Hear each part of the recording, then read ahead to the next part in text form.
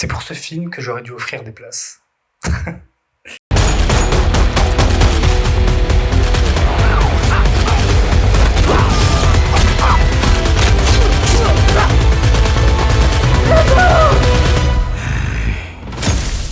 இது என் ஊர் sir.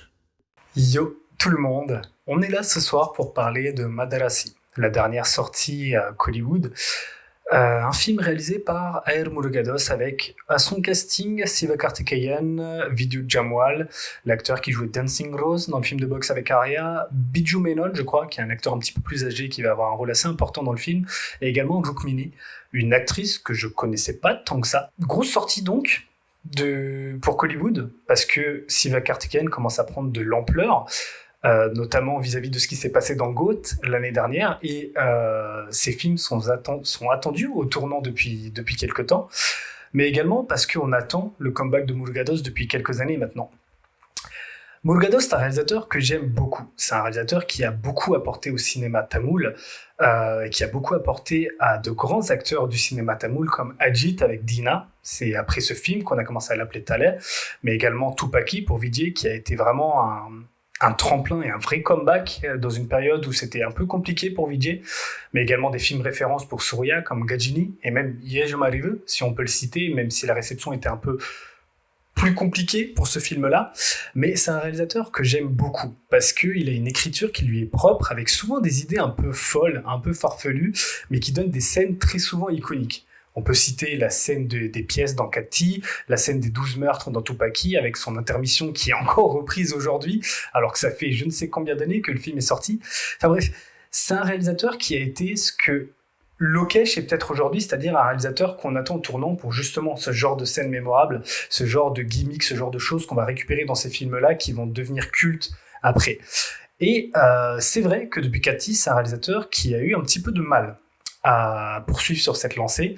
Il y a eu Sarkar, il y a eu Darbar, il y a eu Spider, il y a eu Sikandar, que je n'ai pas vu avec Salman Khan, mais il y avait toujours quelque chose à prendre dans ces films. Il y a toujours une écriture, moi, qui me parle, notamment dans l'écriture de ses antagonistes.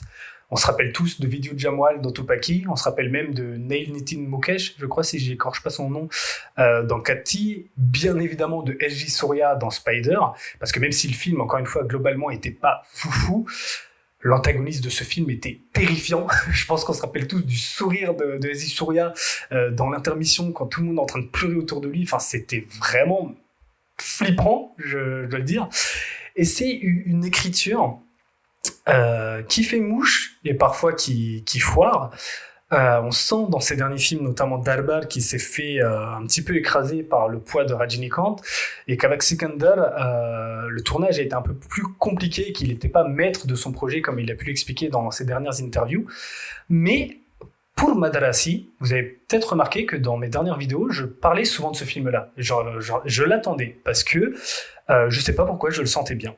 La promotion était assez timide, pourtant on savait pas grand-chose du film, mais les premiers posters sont sortis. Ensuite, il y a eu la vidéo promotionnelle qui a annoncé Vidya Jamwal au casting, qui m'a fait trop plaisir, en vrai. J'adore cet acteur, et le revoir dans le cinéma tamoul, en plus, sous la coupe de Murugadoss après Tupaki, forcément, j'étais content. Et j'étais curieux de voir ce qu'il allait faire de Sivakarthikeyan. Parce que, comme je vous l'ai dit, il a permis à de grands acteurs de Hollywood d'avoir une autre image après ces films, et Sivakarthikeyan est déjà en train d'opérer ce changement d'image depuis quelques années. Il a commencé à la télé, ensuite il est arrivé avec beaucoup de films comiques, des films humoristiques, qui marchaient très bien, hein. Mais depuis quelques années, on voit quand même qu'il essaie de se détacher de tout ça.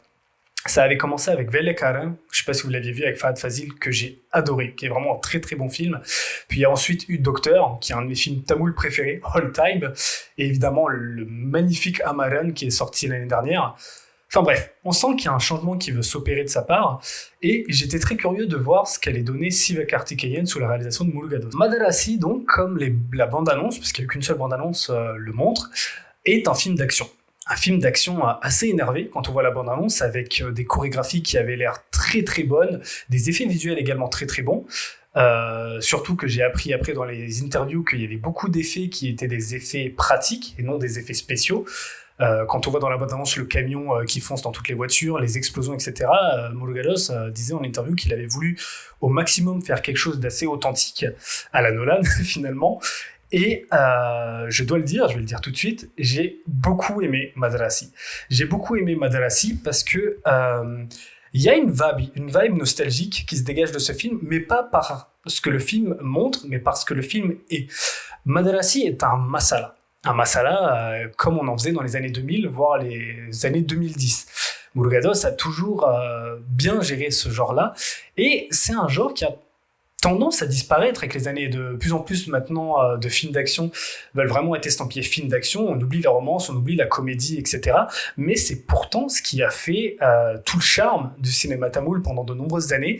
Et ça m'a fait super plaisir de revoir un film comme ça. Ça m'a fait super plaisir, d'autant plus que le film n'est pas bête. Le film n'est pas stupide. C'est pas juste un film d'action lambda. Je vais m'attarder un petit peu sur l'écriture du personnage interprété par Sivakarthikeyan, mais j'ai adoré découvrir ce personnage en regardant le film, parce que, encore une fois, comme je vous l'ai dit, dans la promotion et dans les bandes annonces, rien nous laissait deviner vraiment le rôle de Sivakarthikeyan dans le film, et quand j'ai découvert ce dont il était question dans le film, et du coup le personnage de Raghu et ses particularités, j'ai adoré ce sentiment, vraiment, de découvrir un film, de découvrir un personnage, de découvrir son développement, ses enjeux, ses questionnements internes. Enfin, ça faisait très longtemps que j'avais pas eu ce sentiment de découverte devant un film. Cette année, on a eu Coolie, on a eu Retro, on a eu Thug Life, on a eu plein de films qui peuvent être bons, pas bons, appréciés ou pas, mais dont j'avais l'impression que la bande-annonce montrait quasiment tout. Il n'y a plus ce sentiment de surprise, à part les surprises qui sont voulues par les réalisateurs, comme des caméos qui arrivent de nulle part, ou des anciennes chansons qui sont réutilisées. Mais là, dans Madalassi, ce n'est pas le cas. Murugados a écrit une histoire, il n'y a pas d'usage de référence de la filmographie de Sivakarthikeyan, il n'y a pas d'anciennes chansons, il n'y a pas de caméos, il y a des petits clins d'œil forcément pour les fans qui font plaisir, mais qui sont ancrés de manière organique dans le scénario.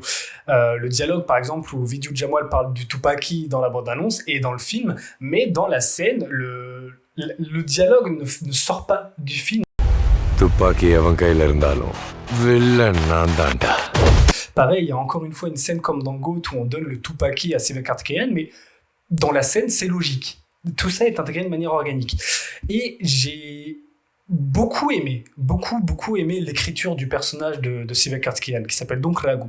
Pour venir rapidement sur l'histoire, le film se passe donc dans le Tamil Nadu, et en fait, une unité d'élite a pour mission d'empêcher l'importation d'armes à feu dans le Tamil Nadu. Il y a 5 camions qui arrivent dès le début du film à la frontière du Tamil Nadu, et la mission de cette unité d'élite est d'empêcher ça. Cette unité d'élite est dirigée donc par l'acteur qui joue Dancing Rose et par Vidyu Jamal, et au milieu de tout ça se trouve au milieu, même pas, on suit en parallèle l'histoire d'un personnage interprété par Sivakarthikeyan qui dès le début du film veut se suicider parce qu'il est en love failure.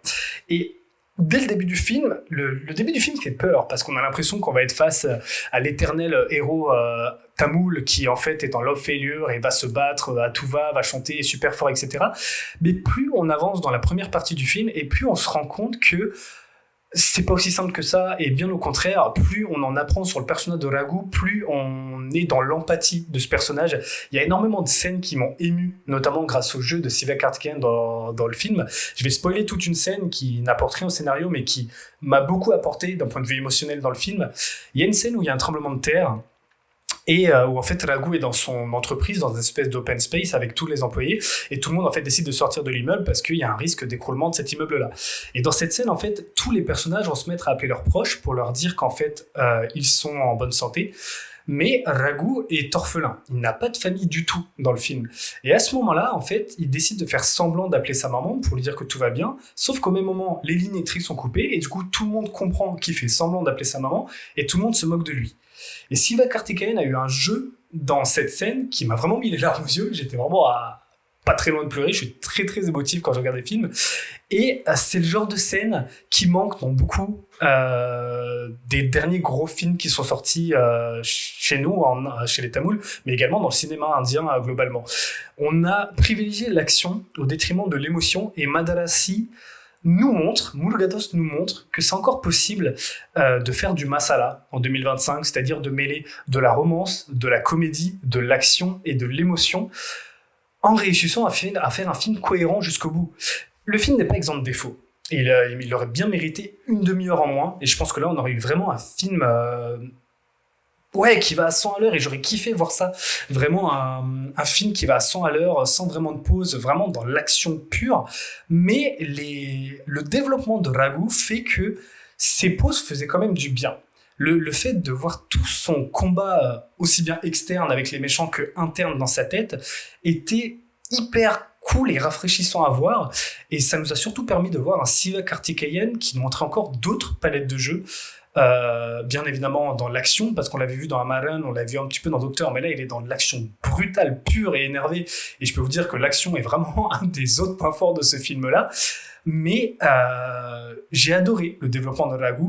En fait, pour la faire simple, le personnage de Sivakarthikeyan est atteint d'un syndrome qui en fait que quand il voit une personne en détresse, il l'identifie directement comme étant un membre de sa famille, parce que quand il était plus jeune, toute sa famille est morte devant lui. Et du coup, quand il voit quelqu'un en sang ou quelqu'un en danger, si c'est un homme, il va l'identifier comme étant son père. S'il voit une petite fille, il va l'identifier comme étant sa petite sœur. Enfin bref, vous avez compris la mécanique. Et une fois qu'il trouve l'amour en la personne de Maladi, donc le personnage interprété par Rukmini, ce syndrome va disparaître. Elle va le guérir en fait de ce syndrome parce qu'elle va combler le vide familial et affectif qu'il avait dans sa tête. Sauf qu'elle va se rendre compte que elle l'aimait pour les valeurs qu'il véhiculait avec ce syndrome, ces valeurs d'entraide et en fait cet amour inconditionnel qu'il avait envers son prochain à cause de ce syndrome justement. Et elle décide donc de le quitter et c'est ce qui va ensuite amorcer toute cette idée de suicide et la façon dont il va être imbriqué dans ce combat donc contre les trafiquants d'armes. Tout se fait de manière assez organique. Alors, bien évidemment, il y a certaines incohérences, il y a des manques de logique par-ci, par-là, mais le film est tellement sincère dans sa démarche, Murugados est tellement sincère dans sa démarche, et je pense que c'est ça que je reprochais à beaucoup de films qui sont sortis récemment, la sincérité et les vraies intentions derrière le film. Mais là, je sentais vraiment l'écriture de Murugados et la sincérité à vouloir faire un vrai bon film avec un vrai antagoniste et protagoniste bien écrit, un respect du film d'action, parce que encore une fois je vous le dis, les scènes d'action sont vraiment folles dans le film. Je pense honnêtement que c'est le meilleur film d'action de l'année chez nous, de très loin, quand on regarde les chorégraphies d'action et également les moyens qui ont été mis dans ce film-là. Et voilà, on peut faire du masala en 2025, Murugados peut faire encore des bons films en 2025, ça n'est pas son meilleur film, c'est pas le meilleur film de l'année certes, mais on me donne un film d'action. Et moi, je pensais voir un film d'action bête et méchant. Par moment, dans la deuxième partie, j'avais l'impression d'être un peu dans ça. Mais c'est que des petits détails dans un film, globalement, qui a été écrit avec une vraie sincérité, une vraie générosité. Et j'en ressors content. Et ça fait du bien. Ça fait du bien après toutes les déceptions qu'il y a eu cette année. Je suis encore plus confiant quant à l'avenir de Siva Karthikeyan, quant au fait aussi que c'est véritablement la relève chez nous, à Hollywood, non pas en termes de box-office, etc., mais plus comme étant l'acteur qui rassemblera le plus les gens, que ce soit les enfants, les adultes, les grands-parents, toutes les générations confondues. Il a vraiment ce côté rassembleur dans sa personne et dans son cinéma qui font que, oui, Vijay lui a donné le Tupaki dans Goat et je pense que c'était pas qu'au sens figuré. Et Murugados l'a utilisé à très bon escient. Le fait de l'utiliser avec une touche d'humour propre à son personnage fait qu'on retrouve du Sivakarthikeyan tout en faisant la passerelle vers un Sivakarthikeyan de plus en plus mainstream, commercial peut-être, dans le film d'action. Mais j'ai vraiment beaucoup aimé Madarasi et si vous avez l'occasion de le voir en salle, je vous conseille d'aller le voir parce que Murugados, contrairement à plein d'autres réalisateurs, dernièrement, a été sincère dans sa démarche et je pense qu'il faut l'encourager parce que de ce que j'ai compris, il a vécu des années pas très faciles dernièrement, mais c'est quelqu'un qui a tellement donné pour le cinéma tamoul que il faut qu'on l'encourage. Il nous a prouvé qu'on pouvait encore faire des films d'action qui réussissaient aussi à ajouter de l'émotion, alors que d'autres réalisateurs avaient tendance à privilégier l'action au détriment de l'émotion. Donc voilà. Les réalisateurs des années 2000-2010 ne sont pas morts. Murugados nous l'a prouvé. Je sais pas trop c'est quoi son prochain projet, mais je suis content d'avoir vu ce film. Je suis vraiment content. Ça m'a fait du bien. Et j'espère que vous l'aurez apprécié aussi. Si vous ne l'avez pas apprécié, on peut en débattre en commentaire. Il n'y a pas de problème, vous le savez. Mais en tout cas, voilà. C'était mon avis sur Madarasi. Allez le voir en salle. Vraiment, je vous encourage. Je ne pense pas qu'on passe un mauvais moment devant le film. Et d'ici la prochaine vidéo, je vous dis portez-vous bien. Peace.